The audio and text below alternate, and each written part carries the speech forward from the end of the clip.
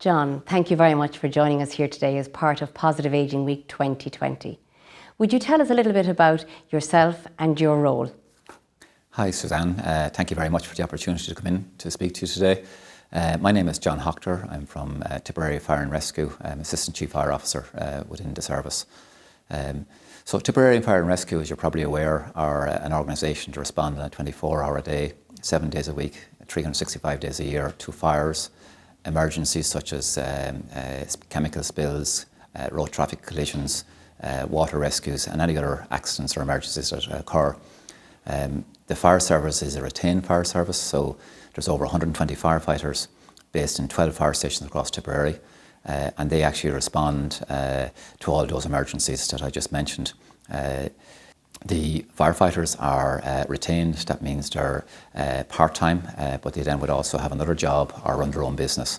The firefighters are also first responder trained as emergency first responders or cardiac first responders, so they also can give first aid before the ambulance arrives. That's the operational side of the fire service that probably everybody is familiar with. Okay, I work in fire prevention and building control, and our role within fire prevention and building control is to ensure compliance with the Fire Services Act and the building control legislation. A lot of that work it revolves around buildings, so any new construction of any building, with the exception of private houses or agricultural buildings, must go through design reviews by ourselves for compliance with the building control regulation for fire, and then also the building control regulations for access. That comprises of reviewing drawings plus compliance reports, and if those submissions are adequate, then we issue a fire safety certificate or a disability access certificate. We also then have a very strong programme in terms of the operation of buildings once they're built. So we would do educational programmes with various sectors such as hotels, nursing homes, preschools, in terms of education, and also doing inspection programmes. We have a role in terms of licensing, in terms of the licensing courts for nightclubs, for public assembly roles such as bingo or community halls, and we would give evidence in court to the licensing courts on an annualised basis. On top of that, then we deal with inquiries and complaints. But the reason I'm here today is actually around community fire safety strategy. Can you tell me a little bit about then the community fire strategy?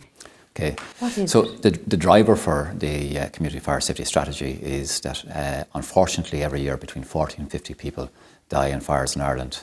And to put that in context, that's every 2 years more people die from fire in Ireland than died in the Grenfell Tower tragedy in the apartment block in London in 2017. So it's a huge number. And unfortunately people don't die in hotels or apartment blocks, they actually die in their own homes. So what we want to do is actually go along and actually make sure people are aware of the real risk to people in their own homes, and then find ways of actually engaging with people to make sure that doesn't happen.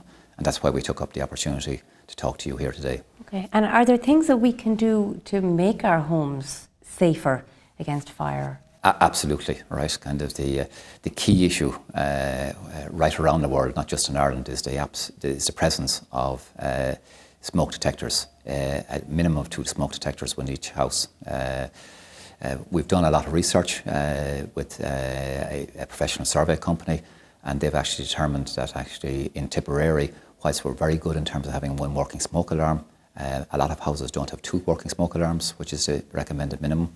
And then people are actually not good at actually testing if the smoke alarm works. They wait till the actual device beeps, whereas the battery is gone, rather than actually testing it on a weekly basis. So that's the key issue that we want to communicate to people. And do you need to get somebody professional to fit your smoke alarm, or is it something you can just fit yourself? No, smoke alarms can be fitted yourselves. Now, we also do have a programme for what we would consider vulnerable people who may be actually elderly or infirm.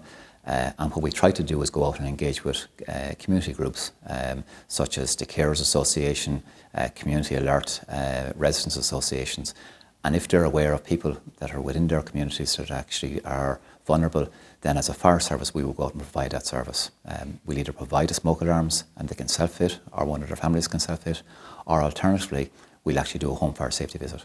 Okay, and I know that you're based in Tipperary, but I presume Kilkenny, Carlow, Waterford, Wexford and the rest of the country as well would have a similar service Absolutely. Like the approach I just outlined there is based on a national strategy document called Keeping Communities Safe. Okay. And all of the actual fire services right around Ireland would actually try to engage with vulnerable populations in the same way. Okay.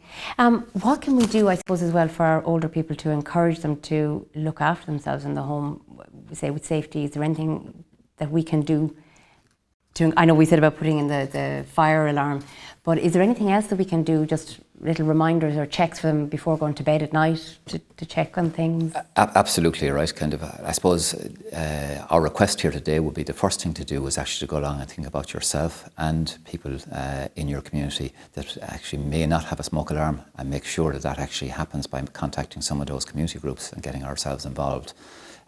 For yourself personally, what we would say is get into a routine in terms of actually what we call a nighttime safety check. And we have leaflets we can go out and give out to people. They're available either on the website or they're also available in libraries and in citizen information centres, right? And that's a routine that we would suggest everybody should get into, all right? On top of that, we have a very extensive social media campaign. So we have a Facebook page in Tipperary, and we also have a Twitter account. And we actually run competitions on those social media channels as well. The prizes are a bit predictable in terms of smoke alarms, fire blankets, fire extinguishers, okay. But we've also been lucky enough to receive sponsorship from some local hotels. So there is dinner, bed and breakfast sometimes to be won on the actual the social media accounts. Okay. One of the things that always drives me up the wall when I'm trying to check the fire alarm in the house is trying to reach the bloom and saying, I either have the sweeping brush or I have a whatever. Is there anything that I can do that would be quicker and easier than? That's a great question, right? One of the challenges for people as they get older is that actually we don't want people hopping up on stools and chairs to go and test the smoke alarms. Around Ireland, we have been suggesting that you use a sweeping brush as a way of doing it. But we've got a new prop here, right, which is our testing device, right? Yeah. It's not just a device for wagging at the actual grandchildren, okay, but actually it allows you to go along and stand under the smoke alarm and to test it, right? Okay. And it has a little finger on it, so it's going to test it really well. That's right, yeah. And you can wave it at the grandchildren. At the grandchildren and use it that way. And you mentioned social media and that as well then. And will people pick up hints and tips there also about safety? Will they be reminded of things for fire safety? Absolutely. So what we would do is target the social media at a different times of the year. We have a Test It Tuesday campaign, so if you follow us on social media and Facebook, you'll get a reminder every Tuesday to test your smoke alarm rather than relying on a battery to beep. We'd also run campaigns around Halloween, around Christmas, around going back to school, and also then during the summertime period. So we would actually be giving kind of specific tips for people depending on the climate conditions. Well. How can people contact the fire service if they need them? I'm not saying now for the emergency, but for if they wanted to ask you some questions or some advice on protecting their home against fire, can they contact you? Absolutely, and just maybe to reassure people, if you see a fire, dial 999 112, okay? But alternatively, if you have a request for advice, then you can contact the council number, which again is on screen behind me, 0761 06 5000. You can contact us on email, which is fireoff@tiperarycoco.ie, and then also then on the social media pages on Twitter and on Facebook. Okay, and each county as well will have their own email address, which we can pop those up on screen then as well also with it. John, could you just tell me a little bit about the home fire safety visit as well when we're here today? Okay. So the home fire safety visit is the programme whereby firefighters will actually come to your house. The way it works is that you can't self-refer. It needs to be through one of the community organisations I mentioned earlier, Residents Association, the Carers Association, or a community alert group.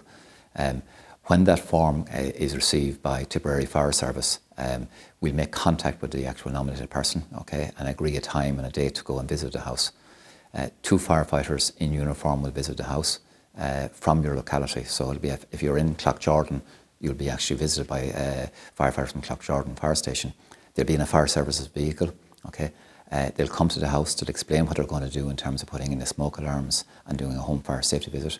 They'll reconfirm that you're happy to go ahead with it, and then they'll ask you then to stay in the room when they're doing that actual work and doing the home fire safety check. And then on completion of it, okay, they'll leave you one of these for your actual use, and then also some information in terms of kind of the routine for bedtime in terms of being properly fire safe. And I suppose it's great for people to know that the fire staff come in uniform. They do all the checks, because we were talking another day to the guards, and we were just talking about, you know, bogus visitors. So Absolutely. It's great to know that there's a procedure in place there which puts a person's mind at rest. And it will be pre-announced and pre-agreed, so they won't turn up unannounced. Okay, that's fabulous. Anybody who actually arrives at your house will have agreed a time and date before they arrive. Good, just to put people's mind at rest. So we're tested Tuesday is one of the things we have to remember. Tested once a week. Correct. And do our check even at night, have our routine, keep ourselves safe. And if we see a fire when we're passing by somewhere, to call the emergency services. Absolutely. Straight away. John, thank you so much for sharing your experience and talking to us here today as part of Positive Ageing Week 2020. I really appreciate it. You're most welcome. Hi, my name is John Hoctor, Assistant Chief Fire Officer with Tipperary Fire and Rescue Service. I'm a chartered engineer who works in fire prevention and building control. During Positive Ageing Week, I'll be talking to you about our community fire safety strategy. I look forward to talking to you then.